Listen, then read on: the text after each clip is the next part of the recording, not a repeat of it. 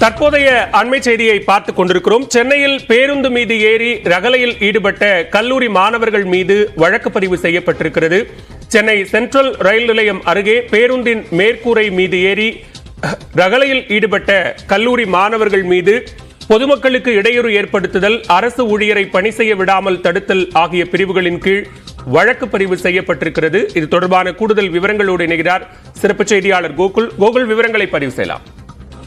Central ரயில் நிலையம் அருகே கல்லூரி மாணவர்கள் மாநகர பேருந்து மேற்கூரையில் ஏறி நேற்றைய தினம் ரகளையில் ஈடுபட்டது போன்ற வீடியோ காட்சிகள் எல்லாம் சமூக வலைதளங்களில் பரவியது. இதனைத் தொடர்ந்து இந்த சம்பவம் குறித்து போலீசார் விசாரணை மேற்கொண்டாங்க. இந்த நிலையில் திருவல்லிக்கேணி போலீசார் கல்லூரி மாணவர்கள் மீது இது போன்று மேற்கூரையில் ஏறி ரகளையில் ஈடுபட்ட கல்லூரி மாணவர்கள் மீது 2 பிரிவின் கீழ் வழக்கு பதிவு செய்து விசாரணை மேற்கொண்டு வர்றாங்க. குறிப்பாக பொதுமக்களுக்கு பொது வழியில் இடையூறு ஏற்படுத்துதல், அரசு ஊழியர்களை பணி செய்ய விடாமல் தடுத்தல் உள்ளிட்ட பிரிவின் கீழ் வழக்கு பதிவு செய்யப்பட்டுள்ளது. அதே நேரத்தில் இந்த கல்லூரி மாணவர்கள் குறித்து தொடர்ந்து விசாரணை மேற்கொள்ளப்பட்டு கல்லூரி நிர்வாகத்திற்கும் தகவல் தெரிவிக்கப்பட்டு கல்லூரி ரீதியான நடவடிக்கைக்கும் காவல்துறை பரிந்துரை செய்திருப்பதாக காவல்துறை தரப்பில் தெரிவிக்கப்பட்டிருக்கு.